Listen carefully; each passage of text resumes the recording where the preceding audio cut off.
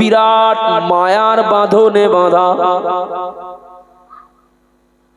বাপের কিচ্ছু হলে সন্তানগুলো যেমন উজাড় করে দেবে, কি করে আমার বাপ সুস্থ হবেন। সন্তানের কিছু হলেও বাপ একই ভূমিকা, মায়ের কিছু হলে সন্তানের একই ভূমিকা, স্বামীর কিছু হলে স্ত্রীর একই ভূমিকা, স্ত্রীর কিছু হলে স্বামীর একই ভূমিকা। একে অপরে এতটা মজবুত মায়ার বাঁধনে বাঁধা। আল্লাহ ডাক দিলেন, আমি একজন পরিবারের গার্জিয়ান। এর ভিতরে কেউ পরিবার, অনেকে আসি পরিবারের গার্জিয়ান, কেউ আসি সাজা নয়, বাস্তব কোন না কোন বাপ মায়ের সন্তান। কথা বলেন বাবু? তাহলে এর ভিতরে আমরা যারা আছি কোন সংসারের কোন পরিবারের কেউ স্বামী, এখানে আমরা যারা আসি কারোর বা সম্পর্কের বাপ, এখানে যারা আসি কারোর সম্পর্কের সন্তান, এখানে যারা আসি কারোর সম্পর্কের হয়তো জামাই, কারোর সম্পর্কের ভাই। আমরা প্রত্যেকেই একাধিক মায়ার বাঁধনে বাঁধা আছি না নেই? যে মানুষটার কিচ্ছু নেই, নিঃস্ব অসহায়, এর পরেও দেখেন তার আপনজন কেউ না কেউ আছেন। একে অপরের বিপদে ঝাঁপিয়ে পড়ি, কেউ রোজগার করি, কেউ বাজার করি, কেউ হসপিটালে নিয়ে যায়। এক একজন এক একটা দায়িত্ব নিয়ে পরিবারটা সুন্দরভাবে চালানোর চেষ্টা করছি।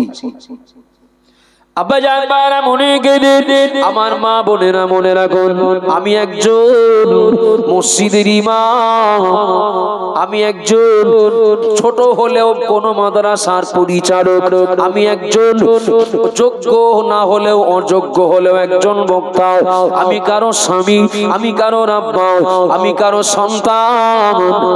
আমার আল্লাহ যদি আমার ডাকেন বান্দা চলে এসো, সময় হয়ে গেছে, চলে এসো, একটু বলবেন নাকি হই আমি হন আপনি? আল্লাহ যদি ডাকেন ওগো বান্দা চলে এসো, মুদিখানার দোকানে 500 টাকা বাকি, বলা যাবে নাকি আল্লাহ টাকাটা শোধ করে দিয়ে আসি? কথা বলেন না। সেই 10 কাঠা জমি ধান রুয়ে নিয়েছিলাম, মিথ্যে কথা বলে 8 কাঠা ধান রোয়ার দাম দিয়েছিলাম, 2 কাঠা জমির দাম ফাঁকি দিছি। আল্লাহ একটুখানি সময় দেন, আল্লাহ ওর এই 2 কাঠা ধান রোয়ার দামটা একটু মিটিয়ে দিয়েছি। দোকানের সাটা তুলে বাড়ি এসেছিলাম পান্তা খেতে, কি সকালের খাবার খেতে। আল্লাহ বলেন বান্দা চলে এসো, সময় হয়ে গেছে। তো বলা যাবে আল্লাহ শাটারটা নামিয়ে আসি? একটু কথা বলেন না যে শাটারটা নামিয়ে দিয়ে আসি, আল্লাহ অন্তত আধ ঘন্টা পরে কি 1 ঘন্টা পরে যাচ্ছি। সংসার যে অবস্থাতেই পাতানো থাক, মালিকের ডাক পেলে সেই অবস্থাতেই হাঁটতে হবে। গুছিয়ে যাব ও সময় নেই। ওই বাচ্চারা কি সুন্দর খেলা করে, যেই ডাক পায় বাড়ির থেকে সব ফেলে তুই হাঁটে, সঙ্গে কিছু নিয়ে যায় না, আর পরে এসে ওই সংসার আবার করবে, এও কারোর মাথায় থাকেও না। কথা বলেন ঠিক না ভুল? কেউ মনে মনে ভাবছেন আমি বছর 2 বাদে নামাজ কালাম ধরবো, দাড়িটা রাখবো, ছেলের বলবো একটা পাঞ্জাবি কাটিয়ে দিতে, একটা তসবি কিনে দিতে। 2 বছর বাদে একটা নিয়াত করে রেখেছেন, সে 2 বছর এখনো আসেনি, তার আগেই ডাক পড়ে গেছে বান্দা চলে এসো বাড়ি হাঁটো। হয় না? হয় না বাবা? জোহরের নামাজ পড়লাম একসঙ্গে, আসরের নামাজে আসরের আজানের আগে ওই লোকটার নাম যখন মাইকে ঘোষণা হচ্ছে,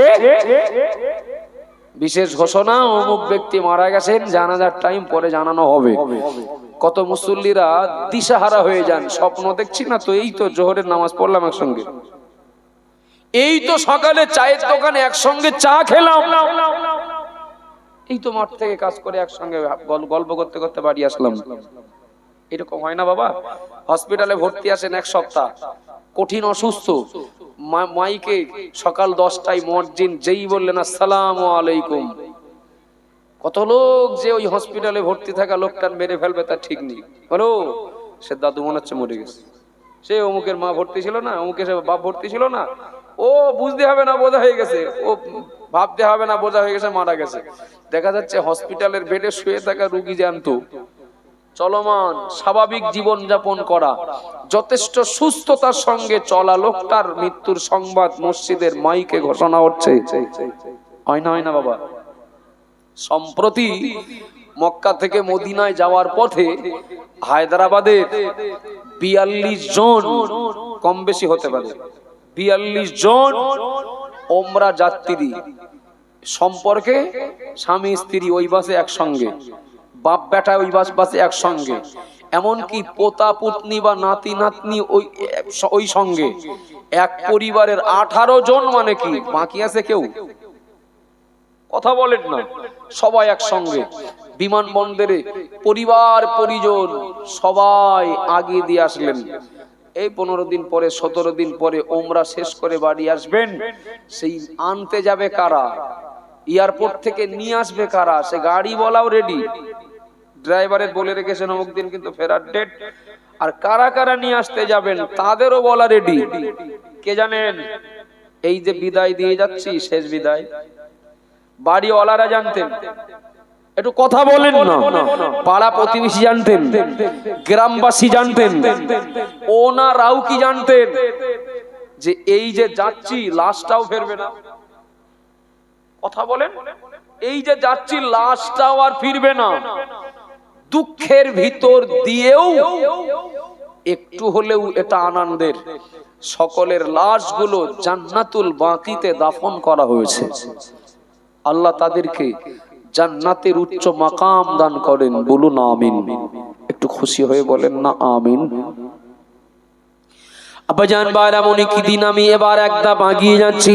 দুনিয়ার জীবন আমাদের সকলের জন্য, ধনী হয়ে এই দুনিয়ায় জীবন কাটাই, আর দোকানদার হয়ে, ব্যবসায়ী হয়ে, চাকরিজীবী হয়ে, নেতা হয়ে, মোড়ল মাতব্বর হয়ে, উকিল হয়ে কিংবা ব্যারিস্টার হয়ে যে অবস্থায় দুনিয়ায় জীবন কাটায়, এটা তো বাচ্চাদের খেলনা নয়, শুধু সময়ের অপেক্ষা।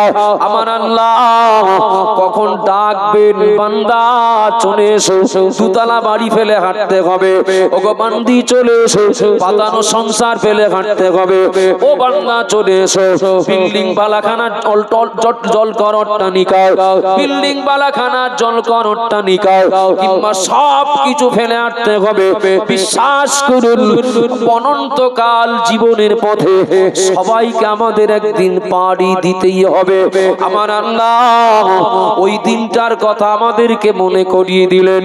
ও বান্দা, ও বান্দি, ও ঈমানওয়ালা বান্দা বান্দি, মনে রাখো, আমি আল্লাহ তোমাদেরকে স্মরণ করাচ্ছি, দুনিয়ার জীবনে ক্ষণস্থায়ী সময়ে মায়ার বাঁধনে পরকালটা যেন ভুলে যেও না, হিসাব নিকাশ যেন ভুলে যেও না। আল্লাহ পাক পারলৌকিক জীবনের হাসরের ময়দানের ভয়াবহতা, কঠিন অবস্থা আল্লাহ একটা আয়াতের মধ্য দিয়ে আল্লাহ আমাদের কাছে একটা চিত্র তুলে ধরলেন।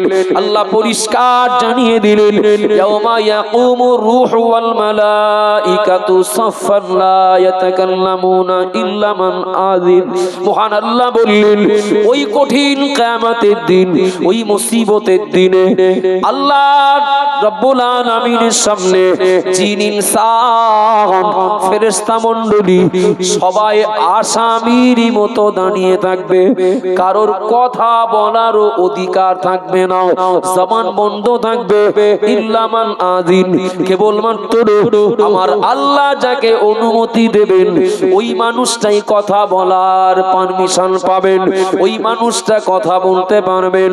ও বাবা জিরা মারা, মনে রাখো, মিজান, আমি পাল্লার কথা বলছি না, পুলসিরাতের কথা বলছি না, আমি জাহান্নামের কথা বলছি না।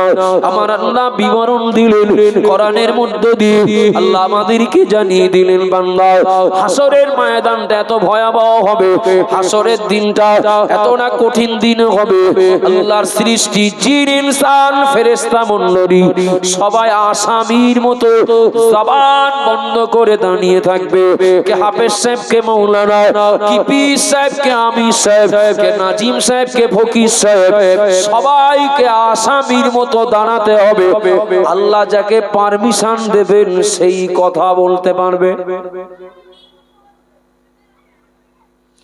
ও বাবাজিরা, ভাইরা, অমনোযোগী হন না।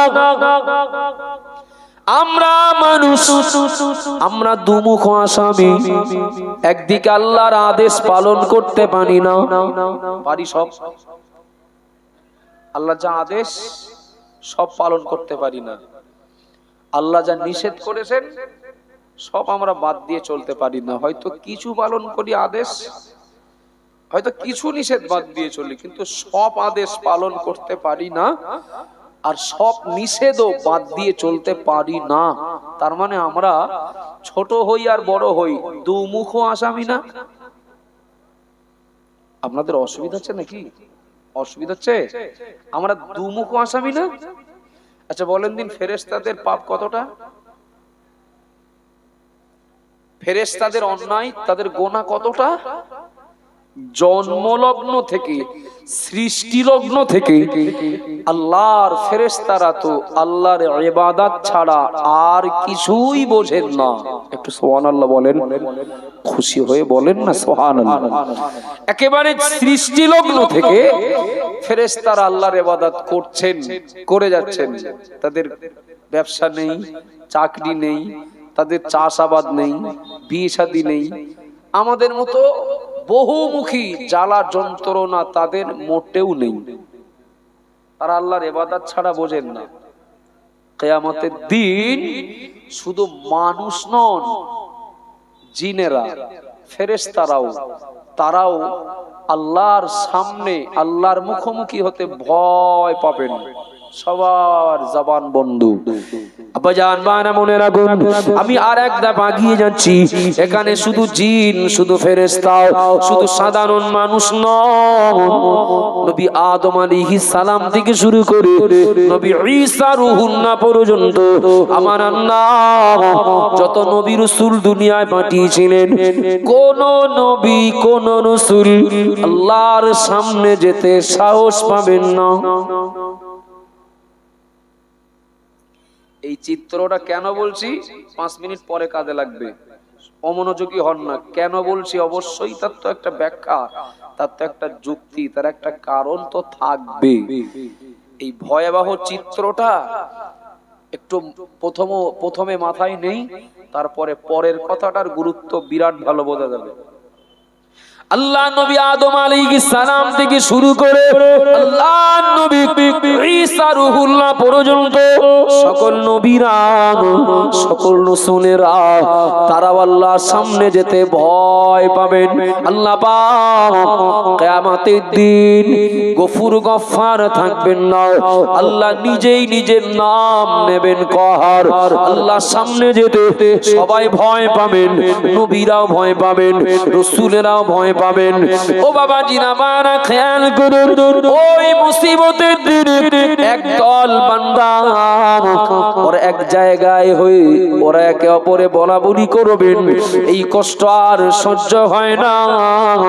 মহান আল্লাহ পাক যদি বিচার পর্বটা আরম্ভ করেন, আল্লাহ যদি বিচারটা শুরু করে দেন, জান্নাত জাহান্নাম দুটির যে জায়গায় আমাদের ঠিকানা হোক, অন্তত পক্ষে এই কষ্টের হাত থেকে বেঁচে যেতাম। হাসরবাসীরা তারা সবাই অপেক্ষা করবেন বিচার কখন শুরু হবে, কিন্তু না না, বিচার শুরু হয় না, বিচার শুরু হচ্ছে না।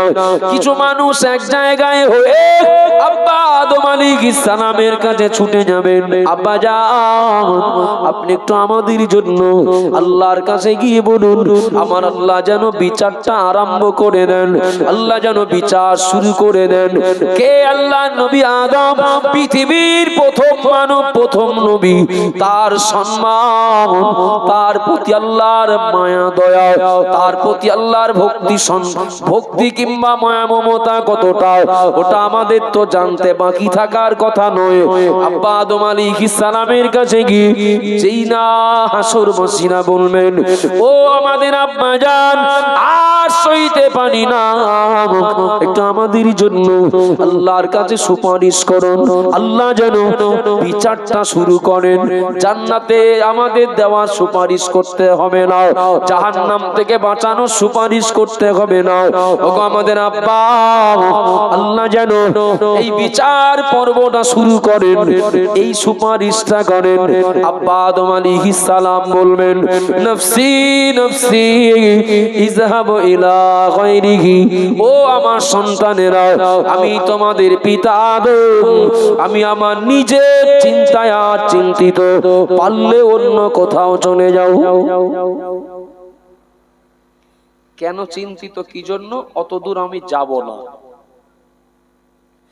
আব্বা আদম আলাইহিস সালাম ওই হাসরের ময়দানে আল্লাহর সামনে যেতে পারবেন না, সাহস পাবেন না, পাঠিয়ে দেবেন নবী নূহ আলাইহিস সালামের কাছে। এই মানুষগুলো হাসরের ময়দানে আবার নবী নূহ আলাইহিস সালামকে খুঁজবেন, খুঁজে খুঁজে পেয়ে যাবেন। ওগো আল্লাহর নবী নূহ, আপনাকে দ্বিতীয় আদম বলা হয়, আল্লাহর কাছে আপনার সম্মান অনেক বেশি। ওগো নবী নূহ, আপনি একটু আমাদের হয়ে আল্লাহ কাছে সুপারিশ করুন, আমার আল্লাহ পাক যেন বিচারটা আরম্ভ করে দেন। নবী নূহ আলাইহিস সালাম বলবেন, নফসি নফসি ইযহাবু ইলা গায়রিহি, ও আল্লাহর বান্দারা, এই হাসরের ময়দানে আজকের দিনে আমি নবী নূহ, আমি আমার নিজের চিন্তায় নিজে চিন্তিত, আল্লাহর কাছে গিয়ে আমি দাঁড়াবো এই সাহস আমার নেই, পারলে অন্য কোথাও চলে যাও, অন্য কারো কাছে চলে যাও। হাসরবাসীরা নবী নূহ আলাইহিস সালাম থেকে ফেরত আসবেন, এবার চলে যাবেন আল্লাহর নবী ইব্রাহিম আলাইহিস সালামের কাছে। ওগো জাতির পিতা, ও নবী ইব্রাহিম, ওগো আল্লাহর খলিল, আপনি একটু আমাদের জন্য আল্লাহর কাছে সুপারিশ করুন, আল্লাহ যেন বিচারটা আরম্ভ করে দেন। মাতার অতি সন্নি করে 12টা সূর্যের এই তাপ আর সইতে পারি না, আর সহ্য হয় না। ওগো আমাদের জাতির পিতা, ওগো আল্লাহর প্রিয় খলিল ইব্রাহিম, আপনি একটু আমাদের জন্য আল্লাহর কাছে সুপারিশ করুন। ইব্রাহিম নবী নিজেই বলবেন, নফসি নফসি ইযহাবু ইলা গায়রিহি, আমার নিজের চিন্তায় আমি নিজে চিন্তিত, পারলে অন্য কোথাও চলে যাও। কিছুটা আন্দাজ করা যাচ্ছে দিনটা কতটা ভয়াবহ? একটু কথা বলেন বাবু। ইব্রাহিম নবী একই কথা বলবেন, মুসা নবী একই কথা বলবেন, ঈসা নবীর কাছে গেলে একই কথা বলবেন। কেবলমাত্র আমাদের নবী ব্যতিক্রম কথা বলবেন। সুবহানাল্লাহ, বাড়ি যেয়ে বলবেন নাকি? একটু মোহব্বত করে বলেন। আমাদের নবীর কাছে গেলে আর ফেরত দেবেন না। আমাদের নবীর কাছে গেলে নবী বিচার শুরু করতে হবে আল্লাহ, এই দাবি নিয়ে সেজদায় পড়ে যাবেন। আল্লাহ জিবরাইলকে বলবেন, আমার নবীকে মাথা তুলতে বলো, আমার নবীর সুপারিশে আমি বিচার শুরু করে দিচ্ছি। একটু জোরে বলেন না সুবহানাল্লাহ। কতটা কঠিন পরিস্থিতিরা, কতটা কঠিন। কেন মাথায় দিলাম, কেন এই চিত্রটা কিছুটা হলেও আগে তুলে ধরলাম, তার কারণ হলো এটাই, প্রিয় নবী সুসংবাদ দিয়েছেন ওই কঠিন কিয়ামতের দিন মহান আল্লাহ 7টা গুণের বা 7টা শ্রেণীর মানুষদেরকে আল্লাহ আরশের ছায়ায় জায়গা দেবেন। একটু মোহব্বত করে বলে। দিনটার ভয়াবহতা আগে কেন বলেছি? সুসংবাদ প্রাপ্ত কারা, তাদের প্রতি দৃষ্টি আকর্ষণটা একটু মজবুত করে করার জন্য। ওই কঠিন পরিস্থিতি যেদিন তৈরি হবে, নবী বললেন ওই দিনে আল্লাহ 7টা শ্রেণীর 7টা গুণের 7টা বৈশিষ্ট্যের মানুষদেরকে আল্লাহ আরশের ছায়ায় জায়গা দেবেন, সূর্যের তাপ ওদের মাথায় লাগবে না। একটু মহব্বত করে বলেন না সুবহানাল্লাহ। আমাদের কি উচিত নয় কোনো না কোনো একটা শ্রেণীভুক্ত হয়ে যাওয়া? একটু কথা বলেন বাবা। কোনো না কোনো একটা শ্রেণীভুক্ত হয়ে যাওয়া, তাহলে কি হবে? আল্লাহর নবীর সুসংবাদ অনুযায়ী আরশের ছায়ায় জায়গা পাওয়া মানে যাদেরকে আল্লাহ আরশের ছায়ায় জায়গা দেবেন, আশা করা যায় তারা নাজাত পাওয়ারও হকদার হবেন। একটু জোরে বলুন না সুবহানাল্লাহ। আল্লাহ নবী বললেন সাবাতুন ইউজিল্লুহুমুল্লাহু ফি জিল্লিহি ইয়াওমা লা জিন্না ইল্লা জিল্লুহু ইমামুন আদিলুন। আমার উম্মত মনে রাখো, আমি মুহাম্মদুর রাসূলুল্লাহ বলছি, আমার আল্লাহ পাক ওই কঠিন মুসিবতের দিনে 7 শ্রেণীর মানুষকে আরশের ছায়ায় জায়গা দেবেন। তার ভিতরে আল্লাহ নবী 1 নম্বরে বললেন, প্রথম নম্বরে যে মানুষটা আরশের ছায়ায় জায়গা পাবে ওই ব্যক্তিটার পরিচয় হলো ইমামুন আদিলুন, যিনি হবেন ন্যায়পরায়ণ ইমাম। একটু জোরে বলেন না সুবহানাল্লাহ। যিনি আরশের ছায়ায় 1 নম্বরে জায়গা পাবেন ওই মানুষটার পরিচয় হলো যিনি হবেন ন্যায়পরায়ণ ইমাম। ন্যায়পরায়ণ ইমাম মানে শুধু মসজিদের ইমাম না। ও বাবাজিরা ভাইরা মনে রাখো, এখানে ইমাম মানে মসজিদে নামাজ পড়ানোর ইমাম না। এখানে ইমাম মানে জনপ্রতিনিধি, একজন নেতা, একজন লিডার, একজন অভিভাবক, একজন জনপ্রতিনিধি। আল্লাহ নবী বললেন যে ইমাম, যে প্রতিনিধি, যে নেতা তার অধীনস্থ মানুষদের প্রতি ন্যায় বিচার করবেন। আমার আল্লাহ এই ন্যায় বিচার করা, এই ন্যায় পরায়ণ বিচারক হওয়া লোকটাকে ওই মুসিবতের দিনে আরশের ছায়ায় জায়গা দেবেন। একটু জোরে বলেন না, একটু খুশি হয়ে বলেন না বাবা। এখানে আমরা যারা রয়েছি আমরা কিন্তু সবাই ইমাম। আপনি বলবেন তো কই, আমি তো নামাজ পড়াই না। কেউ বলবেন কই, আমি তো কোনোদিন মসজিদের সামনে ইমামের জায়গায় দাঁড়াই না। তো আমরা সবাই ইমাম। ন্যায় পরায়ণ যিনি, যার দ্বারা তার অধীনস্থ কেউ অবিচার বা যার দ্বারা তার অধীনের কেউ অধিকার থেকে বঞ্চিত হবেন না।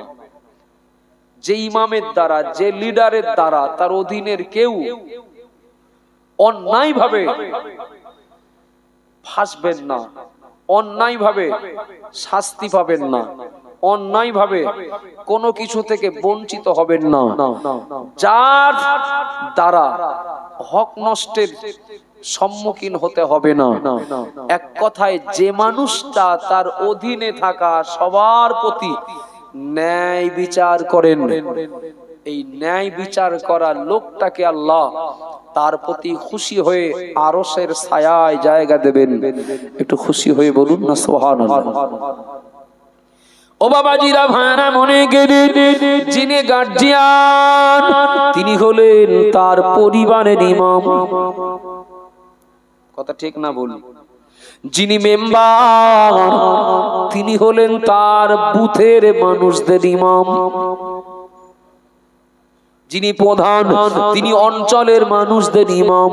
যিনি একজন এমএলএ তিনি তার বিধানসভার মানুষদের ইমাম, অর্থাৎ নেতা, প্রতিনিধি। ও বাবা জিরা মায়েরা মনে রাখুন, যে মানুষটা শিক্ষক তিনি ছাত্র ছাত্রীদের ইমাম। ভুল বলছি নাকি? 0 থেকে শুরু করি। আমি পরিবারের গার্জিয়ান, আমি বাপ। আর আমার ডিউটি হলো, আমার দায়িত্ব হলো, আমার ছেলে, আমার মেয়ে, কি আমার স্ত্রী, আমার পরিবারে যারা আছে তাদের প্রতি আমার ন্যায় বিচার করা। ন্যায় বিচার করা মানে এই না ওদের সবার 5 বিঘে করে জমি লিখে দেওয়া, না থাকলেও চুরি করে হলো দিতে হবে, নিয়মটাই না, ব্যাখ্যাটা এই না বাবা। আমি বাপ সন্তান সন্ততি বা কারোর প্রতি যেন অবিচার না করি। আমার 1 বিঘা জমি আছে, আমার 2টো ছেলে মেয়ে আছে, যার যেটা পাওনা তার যেন সেটা দেই। আপনাদের অসুবিধা হচ্ছে নাকি? একটু সারা শব্দ না দিলে না সন্দেহ হয় কি আমার উপরে কোনো পুরনো রাগ টাগ আছে কি, তা কি জানি। রাগের আগে কিছু বলছে না, তুমি নামও তারপর ব্যবস্থা করবে নি, ভয় লাগবে তো। কত বাপ এইরকম রয়েছেন, কত বাপ এখনো এহ জগতে আছেন, পর জগতে যাননি। জমি জায়গা যা ছিল সব ছেলেদের নামে লিখে দিয়েছেন, মেয়েগুলোকে বঞ্চিত করেছেন।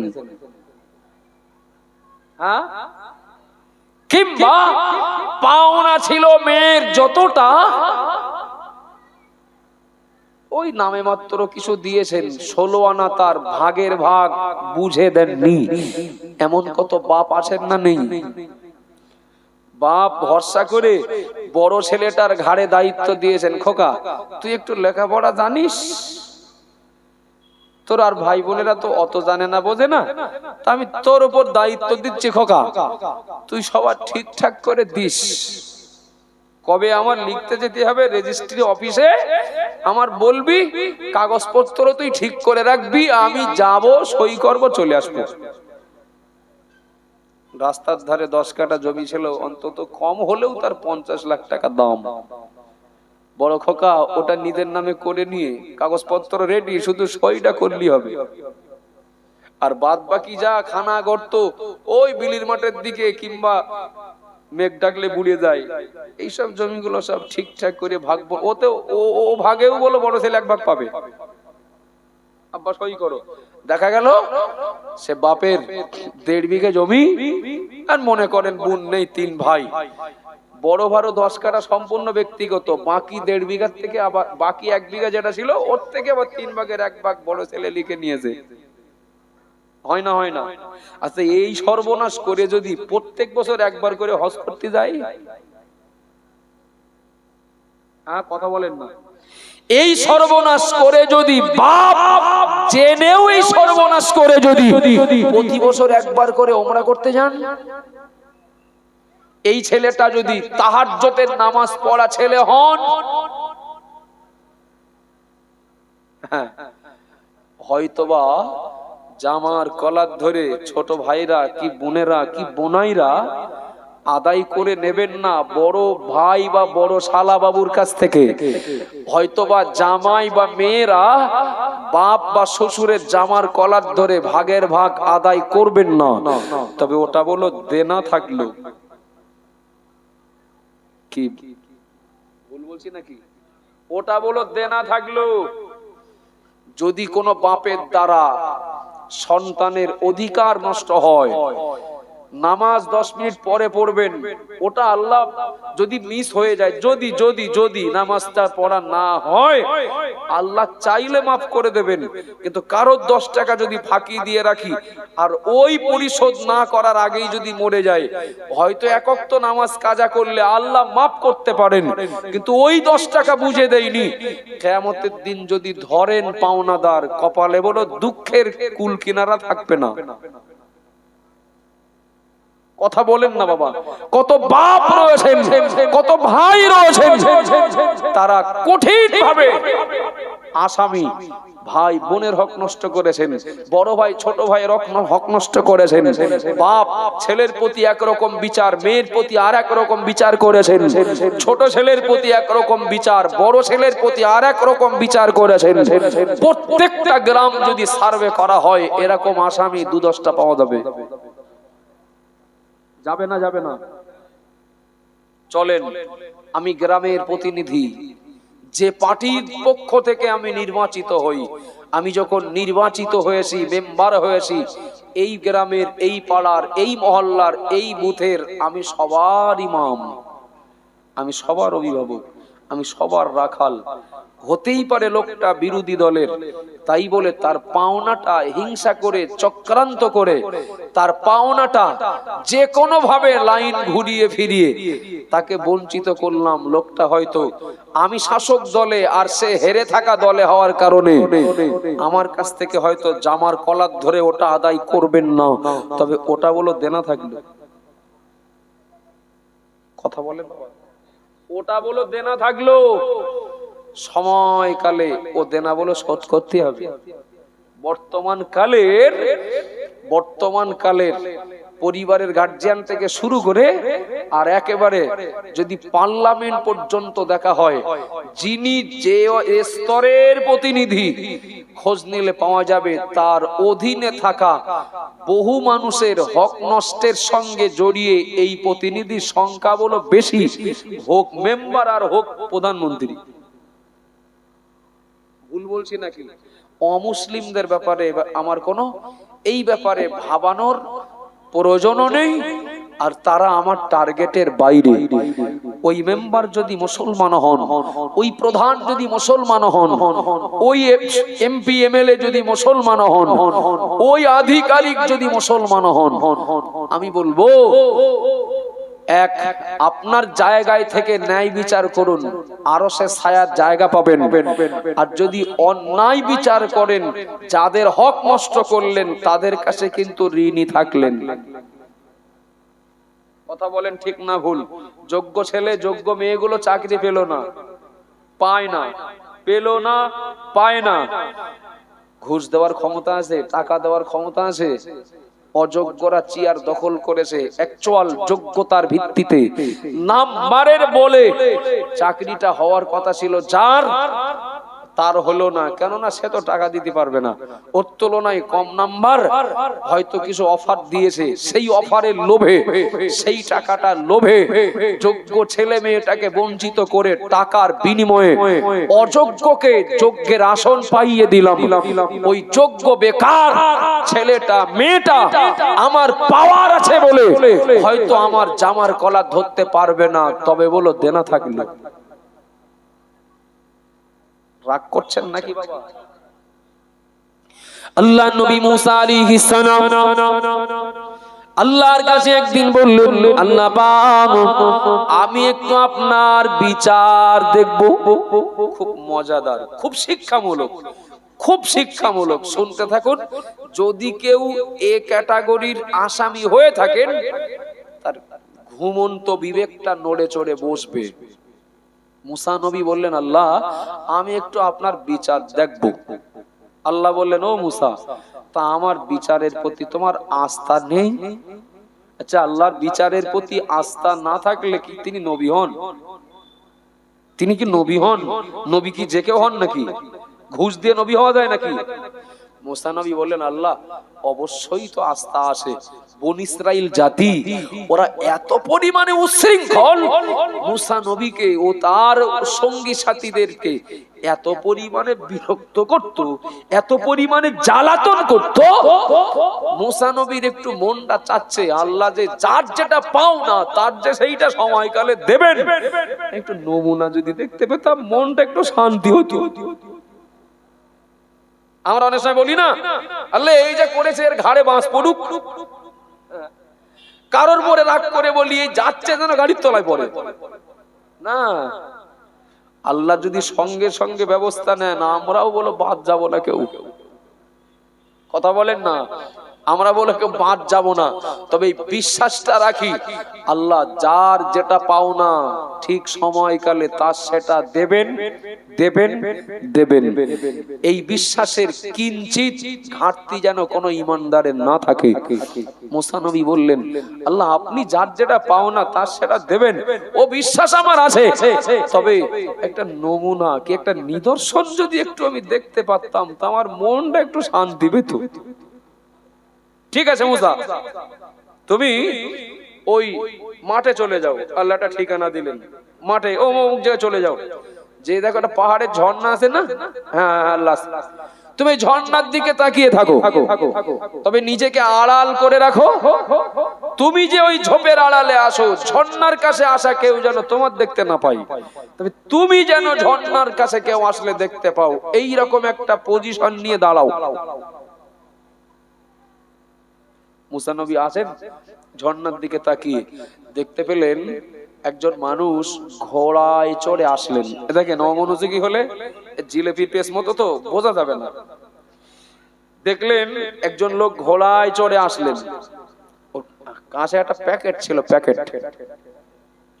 প্যাকেটটা ওখানে রাখলেন, রেখে ওই ঝর্ণার পানিতে ওযু করলেন, নামাজ পড়লেন।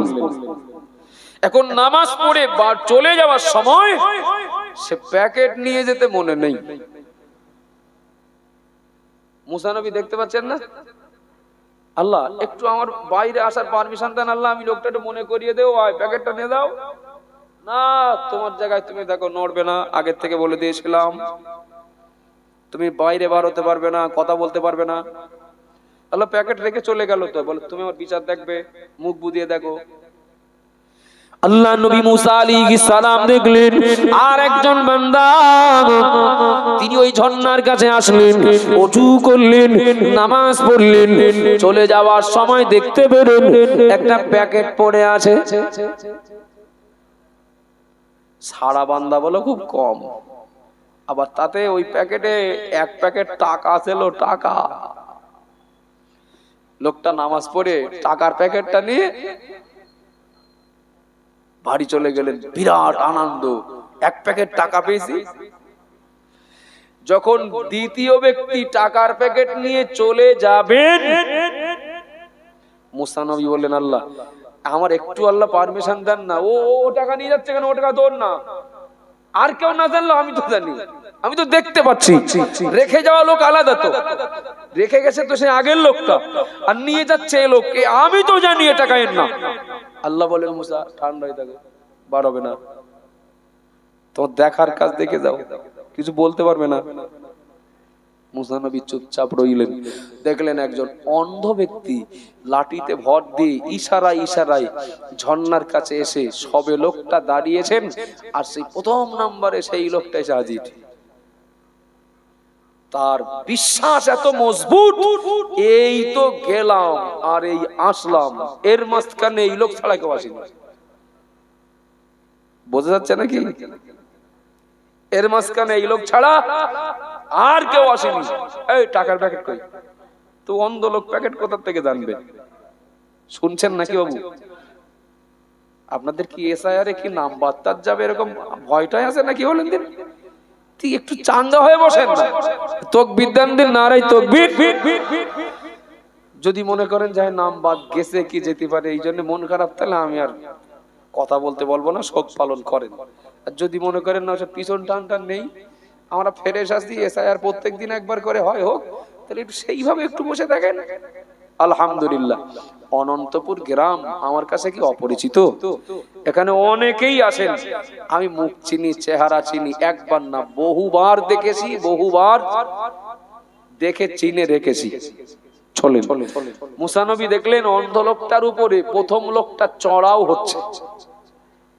এই বেটা, এই প্যাকেট যদি না দাও তাহলে বলো আমি এই তলোয়ার দিয়ে তোমার মুন্ডু কেটে নেবো। কাছে ছিল তলোয়ার, উনি হলেন ওই পিরিয়ডের একজন বাদশা, কাছে সব সময় আত্মরক্ষার জন্য তলোয়ার থাকে। যদি প্যাকেট না দাও তাহলে এই তলোয়ার দিয়ে তোমার মাথা, তোমার দেহ আলাদা করে দেবো। আল্লাহ নবী মুসা আলাইহিস সালাম ঝোপের আড়াল থেকে আল্লাহকে বলেন, আল্লাহ আমি একবার যদি বাইরে বার হই সব সমস্যা মিটে যাবে, শুধু একবার বলবো ওগো বান্দা এ লোক নেইনি আমি জানি, এই কথাটা বললেই সব সমস্যা আল্লাহ মিটে যাবে। তা না হলে তো মাথা নেলো বলে, ওটা খুন করলো বলে। আল্লাহ বললেন মুসা তুমি তোমার জায়গায় দাঁড়িয়ে থাকো, তুমি বাইরে আসতে পারবে না, কিছু বলতে পারবে না। মুসা তুমি আমার বিচার দেখবে, তুমি আমার বিচার দেখে যাও, পার হতেও পারবে না, কিছু বলতেও পারবে না। প্রথম লোকটা পিড়াপিড়ি শুরু করলেন, হয় টাকার প্যাকেট না হয় মুন্ডু নেব। এই যা শুনলেন তাতে করে কি মনে হচ্ছে ও লোকটা কি টাকার প্যাকেটের খবর রাখে? এখন টাকার প্যাকেট দিতে পারেনি লোকটা কি পারেননি? তলোয়ারটা বার করে ঘাড়ে গলায় একটা কোপ মারলেন বাদশা, মাথা একদিকে দেওয়ার একদিকে। আচ্ছা, এই পর্যন্ত যা শুনলেন তাতে করে বিচারটা কি ঠিক হয়েছে? কথা বলেন, বিচারটা কি ঠিক হয়েছে মনে হয়? খবরদার এই জায়গায় শেষ করবেন না, যেন এই জায়গায় যেন শেষ করে দেবেন না। বিচার ঠিক হয়নি। বিচারটা করেছেন কে? মুসা নবীকে আল্লাহ কি বলেছিলেন? মুসা নবী কি দাবি করেছিলেন? আল্লাহ আপনার বিচার দেখবো। আল্লাহ বলেন বিচার যদি দেখো তাহলে ওখানে থাকো, ওইদিকে দেখো। তো এই বিচারটা দেখাচ্ছেন কে? আল্লাহ দেখাচ্ছেন। তো আল্লাহ কি অবিচার করেন? সঠিক বিচারই করেন। তো এমনি দেখা দৃষ্টান্তে বা শুনে যা মনে হলো বিচার, প্রশ্ন আছে না নেই এর ভিতরে? আছে তো। আল্লাহ নবী মুসা আলাইহিস সালাম ঝোপের আড়াল থেকে বার হলেন। আল্লাহ পাক, আমি বিচার দেখতে চেয়েছিলাম, কিন্তু বিচার দেখতে চেয়ে প্রশ্ন তো আরো বেড়ে গেল। ও রব্বুল আলামিন আল্লাহ, আমি সচক্ষে দেখেছি টাকা রেখে গেলেন একজন, নিয়ে গেলেন আরেকজন, আর নিরীহ অন্ধ মানুষটা কিছুই খবর রাখেন না। তার হত্যা হয়ে যেতে হলো। ও তো নির্দোষী, ও তো নিরপরাধী, লোকটা তো টাকার খবর রাখেন না। ও বাবা জিনামেরা, আল্লাহ পাক মুসা নবীকে বললেন, ও নবী মুসা, মনে রাখো আমি আল্লাহ সঠিক বিচার করেছি। মুসা মনে রাখো, যার যেটা পাওনা তার সেটাই দিয়েছি। প্রশ্ন আছে না অনেকটার ভিতরে? রেখে গেল একজন, নিয়ে গেল আর একজন, মাথা গেল আর একজনের। আল্লাহ বললেন সঠিক বিচার করেছি। এখন এই বিচারের রহস্য বুঝতে গেলে একটু ভিতরে ঢুকতে হবে না হবে না? কথা বলেন না, একটু ভিতরে ঢুকতে হবে না হবে না? হবে। আল্লাহ নবী মুসা আলাইহিস সালাম বললেন, ও রব্বুল আলামিন আল্লাহ পাক, বিষয়টা বুঝতে পারলাম না, আমাকে একটু বুঝিয়ে দেন। আমার আল্লাহ বললেন, নবী মুসা মনে রাখো, যে মানুষটা টাকার প্যাকেট নিয়ে চলে গেল, যে মানুষটা টাকার প্যাকেট নিয়ে চলে গেল, ওই মানুষটা টাকার প্যাকেট ফেলে যাওয়া লোকটার বাড়ি দীর্ঘদিন কাজ করেছে। খুব মন দেবেন, বলো অমনোযোগী হলে গুলিয়ে যাবে। যে লোকটা টাকার প্যাকেট রেখে গেল, ওই লোকটার বাড়ি, যে লোকটা টাকার প্যাকেট নিয়ে বাড়ি গেল, এই দ্বিতীয় লোকটা দীর্ঘদিন ওর বাড়ি কাজ করে। কোন একটা বিষয় নিয়ে মনোমালিন্য হয়, মন কষাকষি হয়। ওই বাদশাহ তার ক্ষমতা ছিল বলে, তার পাওয়ার ছিল বলে, তার সেই গরম ছিল বলে, ওর ওই পাওয়ারে, ওর ওই গরমে এই গরিব মানুষটাকে বঞ্চিত করে বাড়ি থেকে ঘাট ধরে পার করে দেয়। চলে যাও, এবারই তোমার আর জায়গা নেই, এবারই তোমাকে আর রাখবো না। ওই গরিব মানুষটার তার দীর্ঘদিন পরিশ্রমের বিনিময় পাঁচজনের দাম না দিয়ে ওকে ঘর থেকে বার করে দিচ্ছিল ওই বাদশা। গরিব মানুষটা এ তো সব দিক থেকে দুর্বল। গরিব মানুষটার দাবি ছিল, ওগো বাদশা, আপনার বাড়ি যদি আমাকে নাই বা রাখেন, আমার জনের দামটা, আমার পাওনাটা দিয়ে দেন, আমি গরিব মানুষ। তখন ওই বাদশা বলেছিল, পারলে আদায় করে নিস।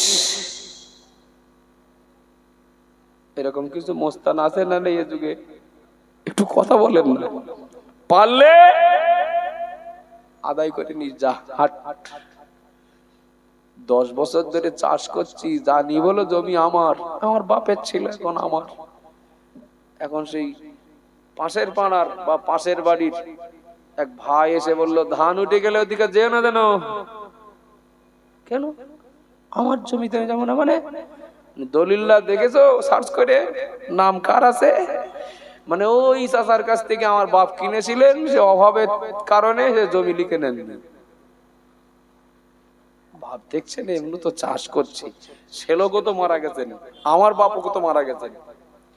এখন আগেকার মানুষ না এত ভাবতেন না। কারোর কাছে রাস্তার ধারে জমিটা পড়ে রে চাষা, ওটা আমি চাষ করবো, তুমি চাষ করলে যদি জমিটা পরিষ্কার থাকে তা করো গে দাও। এখন চাষ করতে দিয়েছিলেন, কদিন পরে জানা যাচ্ছে সে জমি তার। উড়ন্ত কথা বলছি আমি, উড়ন্ত কথা বলছি। ভালোবেসে চাষ করতে দিয়েছিলেন, পরে জানা যাচ্ছে সে জমি আর চাষার নেই, সে জমি সে ভাইপোর হয়ে গেছে। কত মানুষ জমিদার ছিলেন, প্রচুর সম্পদের মালিক ছিলেন, কিন্তু আজ তার ছেলেদের ঘর বাঁধার জায়গা নেই। আছে না নেই? ঘর বাঁধার জায়গা নেই। তবে আমি না দেখে বলছি, আমি না দেখে বলছি, ফাঁকি দিয়ে দ্বারা বোকা পেয়ে, অবুঝ পেয়ে, অশিক্ষিত পেয়ে যার কাছ থেকে জমি কেড়ে নিয়েছিল বা ভুল বুঝিয়ে জোর করে লিখে নিয়েছিল অফিসারকে ঘুষ দিয়ে, খোঁজ নিয়ে দেখেন ওদের বংশধররা কেউ ভালো নেই। কথা বলেন। আরে বঞ্চিত করে দেওয়ালে পিঠ ঠেকিয়ে দেওয়া সেই জমির মালিক যিনি, তার ছেলেদের হয়তো ঘর বাঁধার জায়গা নেই, কিন্তু ফাঁকি দিয়ে নেওয়া ওই লোকটার সন্তানেরা যেভাবে জীবন কাটাচ্ছে দুনিয়াতে, তার তুলনায় ঘর বাঁধার জায়গা না থাকলেও এদের দিন ভালো চলছে। ঠিক বলছি না ভুল বলছি? মুসা নবীকে আল্লাহ বললেন ঘাট ধরে বাড়ির থেকে বার করে দেয়, পাল্লা আদায় করে নিয়ে যাও। ও আমার নবী মুসা, আমার ওই বান্দা দুনিয়ার কোন কোর্টে বিচার দেয়নি, বিচারটা আমার কাছে দেয়। আল্লাহ পাক টাকা পায় কিনা আপনি তো জানেন, বিচারটা আপনার কাছে দিচ্ছি। দুনিয়ার মোড়ল, দুনিয়ার মাতব্বর, যার কাছে বিচার দেব তার বিরুদ্ধেই তো অভিযোগ। ওই বাদশার কাছে যে বিচারটা দেবেন, অভিযোগটা তো তারই বিরুদ্ধে। কার কাছে বিচার দেব? আল্লাহ আপনি বিচারকদের বিচারক, আল্লাহ আপনার কাছে বিচার দিয়ে দিলাম। সত্যি যদি আমি পাওনাদার হই, আমার পাওনা পাইয়ে দেওয়ার দায়িত্ব আপনার। একটু সুবহানাল্লাহ বলবেন না? একটু মহব্বত করে বলবেন না? ও নবী মুসা, আমার ওই বান্দা বিচারটা আমার কাছে দেয়, আল্লাহ আমি যদি পেয়ে থাকি তো আমার পাওনা আমাকে পাইয়ে দেওয়ার এ দায়িত্বটা আপনার। মুসা নবী মনে রাখো, আজ ওই বাদশা তার নিজের প্রয়োজনে প্যাকেট ভর্তি টাকা নিয়ে কোথাও যাওয়ার জন্য বার হয়, কিন্তু ওই প্যাকেটে ততটা টাকা আছে এই কর্মচারীর জনের দাম যতটা বাকি। সুবহানাল্লাহ বলবেন না? একটু মহব্বত করে বলবেন না? এর জনের দাম যতটা বাকি, ওই প্যাকেটে টাকা ততটাই ছিল। আমি তোকে অন্য মনস্ক করে দিলাম, প্যাকেট রেখে হাট, প্যাকেটটা রেখে দেয়। ও প্যাকেট রেখে চলে গেল, আর যে ব্যক্তি প্যাকেট নিয়ে বাড়ি গেল না, ওর আনন্দ করার কিচ্ছু নেই। ওরে সেই বাকি যে সেই জনের দাম আছে না, ওই জনের দাম তো আমি আল্লাহর পাইয়ে দিলাম। একটু সুবহানাল্লাহ বলেন। আনন্দ করার কিচ্ছু নেই, ওরে ও টাকা ওর। বাদশার বাড়ির থেকে টাকা আদায় করে নিয়ে আসবে, তো সে ক্ষমতা নেই। বিচার তো আমার কাছে দিয়েছে, আমি আল্লাহ ওই ওর টাকা ওর পাইয়ে দিলাম, কিন্তু টাকা পাওয়া লোকটাও জানে না এই সেই আমার জনের দাম, আর গেল যার সেও জানে না জনের দাম আল্লাহ আদায় করে নিয়েছেন আমার কাছ থেকে। সুবহানাল্লাহ বলেন। ও মুসা, বিচার ঠিক আছে তো? আল্লাহ জিজ্ঞাসা করছেন, মুসা বিচার ঠিক আছে তো? আল্লাহ আপনার কুদরতি কারিশমা, আপনার কুদরতি লীলা খেলা, এ তো বোঝা বড় দায়। আল্লাহ তবে আপনার কাছে আমার আর একটা জানতে চাওয়ার, পাওনাদার তার টাকা নিয়ে বানি গেল বাদশা, সে হলো মনিব, মনিবের কাছ থেকে জনের দাম কর্মচারীকে পাইয়ে দিলেন আল্লাহ পাক। কিন্তু অন্ধ লোকটা কি করলো? অন্ধ লোকটা কত টাকার বিষয় জানেই না, ও তো প্যাকেট দেখিনি, চোখে তো দেখতেও পায় না, ও তো ইশারায় ইশারায় ইশারায় ইশারায় ওই ঝর্ণার কাছে গেল। আমি তো দেখেছি, আমি সচক্ষে দেখেছি। আল্লাহ, অন্ধ লোকটা তো দোষ করেনি, অন্ধ লোকটা তো টাকা নেয়নি, অন্ধ লোকটা এই বিষয়ের সঙ্গে তো জড়িত না। ও রব্বুল আলামিন, নিরীহ অন্ধ মানুষটার কেন হত্যা হতে হলো? ও তো টাকা নেইনি। আল্লাহ বললেন, মুসা, ওই অন্ধ মানুষটা টাকা আজ হয়তো নেইনি, তবে আগে নিয়ে রেখেছে। বোঝা যাচ্ছে কিছু নাকি? আজকে নেইনি, ও আগে নিয়ে রেখেছে। আল্লাহ, বিষয়টা যদি আমাকে একটু বলতেন তাহলে মুসা নবীর পক্ষে আরো বিষয়টা ক্লিয়ার হতো। আল্লাহ, মুসা, এই যে বাদশার প্যাকেট কর্মচারী নিয়ে গেল না, এই বাদশার বাপের বডিগার্ড ছিল ওই অন্ধ লোকটা। শুনছেন না? মনোযোগী হচ্ছেন বাবা? শুনছেন তো? এই বাদশার বাপের বডিগার্ড ছিল ওই অন্ধ লোকটা। আপনি বলবেন অন্ধ লোক আবার বডিগার্ড হয়? অন্ধ লোক যখন বডিগার্ড ছিল তখন অন্ধ ছিল না। দোহারা, লম্বা চওড়া বীর পুরুষ, বিশ্বাস করে এই বাদশার বাপ ওই লোকটাকে বডিগার্ড হিসেবে রাখে। কোন একদিন এই বাদশার বাপ প্যাকেট ভর্তি টাকা নিয়ে বডিগার্ডকে সঙ্গে নিয়ে কোথাও যাচ্ছিল। বোঝা যাচ্ছে নাকি বাবু? ফাঁকা মাঠ পেয়ে, ফাঁকা জায়গা পেয়ে বডিগার্ড চিন্তা করলো, তাই তো বাদশার যদি খুন করে দিতে পারি, টাকাগুলো নিয়ে বাড়ি দেওয়া যাবে। বডিগার্ড করলো কি, বাদশার হত্যা করে দিয়ে টাকার প্যাকেট নিয়ে বাড়ি হাঁটলো। ও মুসা, টাকা আজকে নেইনি, ও নিয়ে রেখেছে।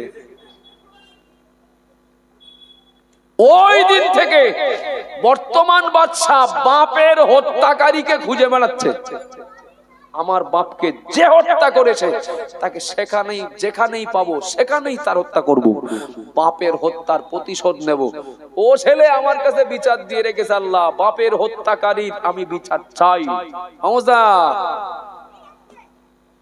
ও ছেলে জানে না যে আমার বাপের হত্যার প্রতিশোধ নিচ্ছি। ইস্যু হলো টাকা, কিন্তু মূল উদ্দেশ্য হলো যাকে হত্যা করেছে এই লোকটা, তার ছেলের হাতে ওর হত্যা হওয়া।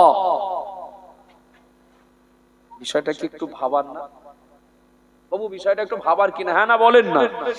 ও লোকটা, ওই বডিগার্ড যাকে হত্যা করেছিল, তার ছেলের হাতে ওর হত্যা হতে হচ্ছে। এটা ওর পাওনা, সুতনাতা হয়েছে টাকা। কিন্তু যে হত্যা হচ্ছে সেও জানে না, যে হত্যা হচ্ছে সেও জানে না যে আমি টাকা নিলাম না, তা হত্যা হচ্ছে কি করে? আরে তুমি টাকা আজকে নেও, নিয়ে রেখেছো। যে হত্যা করছে সেও জানে না যে আমার বাপের হত্যাকারীকে আমি হত্যা করছি। সমস্যা আজ হোক, দুদিন পরে হোক, যার পাওনা আমি তাকে সেটাই দেই।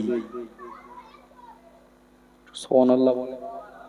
আল্লাহর বিচারের প্রতি আস্থা থাকবে। আজকের যে মানুষটা আপনাকে দুর্বল পেয়ে 100 টাকা ফাঁকি দিয়ে চলে যাচ্ছে, বিশ্বাস করুন তাকেও কোনো দুর্বলতা সুযোগ নিয়ে আল্লাহ তার কাছ থেকেও ও টাকা খসাবেন, এ বিশ্বাস রাখতে পারে। কেউ যদি বিনা অপরাধে আপনার মনে কি আমার মনে যদি কষ্ট দেয়, মনে মনে ভাববেন বিনা অপরাধে কষ্ট দিল, জানবেন ওটা ওর পাওনা থাকলো। আব্বাজান ভাইরা, মনে কি দিন, মা বোনেরা মনে রাখুন, এত দূর চলে এসেছি একটা কথা বলতে গিয়ে। ছোট ছেলে দুর্বল কিংবা মেয়েগুলো দুর্বল, হয়তো আব্বার কাছ থেকে জমি বুঝে নিতে পারবে না, সম্পদ ভাগের ভাগ বুঝে নিতে পারবে না, সাধারণ নাগরিক নেতার কাছ থেকে হয়তো তার পাওনাটা বুঝে নিতে পারবে না। কিন্তু মনে রেখে দিন, যদি কারোর হক নষ্ট করা হয়, সে হক নষ্টকারী বাপ হন, হক নষ্টকারী কোন নেতা নেত্রী হন, সময়কালে আল্লাহ যার পাওনা তাকে পাইয়ে দেবেন। বিশ্বাস গাঢ় হলো তো নাকি? বিশ্বাস মজবুত হলো তো নাকি? সুতরাং আমি যদি বাপ হই, আমার অধীনে যারা ওদের প্রতি অবিচার করে আসামি হয়ে থাকবো না। আমি যদি নেতা হই, আমার জনগণের প্রতি অবিচার করে আসামি হয়ে থাকবো না। আমি যদি মাস্টার হই, ছাত্র ছাত্রীদের পড়াতে গিয়ে ফাঁকি দিয়ে আমি আসামি হয়ে থাকবো না। ও বাবা জিনা মায়েরা, যদি আসামি হয়ে থাকি তো মহান আল্লাহ এর খেসারাত অবশ্যই আদায় করবেন। অপরদিকে আমি যদি যার যেটা পাও না সেটা দিতে পারি, আল্লাহ পাক আমাকে আরো সের ছায়ায় জায়গা দেবেন। একটু সুবহানাল্লাহ বলেন। অন্যায় বিচার করলে খেসারাত দিতে হবে, ন্যায় বিচারটা যদি করি আসামি হতে হলো না, এটা একটা দিক। আর একটা দিক হলো ন্যায় বিচারক হওয়ার জন্য হাসরের ময়দানে সূর্যের তাপে দাঁড়াতে হবে না, আরো সে ছায়া জায়গা মিলে যাবে। আর একবার বলুন না সুবহানাল্লাহ। কোন নেতা কোন নেত্রী যদি, কোন মোস্তান যদি, কোন প্রভাবশালী মানুষ যদি আপনার হক নষ্ট করে থাকে, আপনার অধিকার নষ্ট করে থাকে, অপেক্ষা করুন, মহান আল্লাহ এর বিচার করবেন, অবশ্যই করবেন, অবশ্যই করবেন। দুনিয়াতেও কিছু নমুনা আল্লাহ চাইলে দেখেও যাওয়া যাবে। মহান আল্লাহ দ্বিতীয় নম্বরে আরো সে ছায়া আল্লাহ জায়গা দেবেন। ওয়াসাবুন নাসা ফি ইবাদাতিল্লাহ। আল্লাহ নবী বললেন, আমার উম্মত মনে রাখো, আল্লাহর আরো সে ছায়া দ্বিতীয় নম্বরে যাকে আল্লাহ জায়গা দেবেন তার গুণগুলো, যে মানুষটার যৌবনকাল আল্লাহর ইবাদতে কাটবে। একটু সুবহানাল্লাহ বলেন। এক নাম্বার বলেছি যে লোকটা ন্যায় পরায়ণ, কারোর প্রতি অন্যায় বিচার করে না, কারো হক মারে না, কারো অধিকার নষ্ট করে না, এই লোকটা আরশের ছায়ায় জায়গা পাবেন। প্রয়োজনীয় ব্যাখ্যা দিয়েছি। দ্বিতীয় নম্বরে নবী বললেন আরশের ছায়ায় জায়গা পাবে যার যৌবন কালটা আল্লাহর ইবাদতে অতিবাহিত হবে। একটু জোরে বলুন না সুবহানাল্লাহ। ও বাবাজিরা, ভাইরা, মনে গেলে প্রবাদ একটা কথা বলে, কামার বুড়ো হলে লোহা শক্ত হয়। বলে না, কামার বুড়ো হলে লোহা শক্ত হয়। আচ্ছা, লোহা কি সত্যি আগের থেকে শক্ত হয় না গায়ে বল কমে যায় তাই শক্ত বেশি মনে হয়? কামার বুড়ো হলে লোহা শক্ত হয়, এটা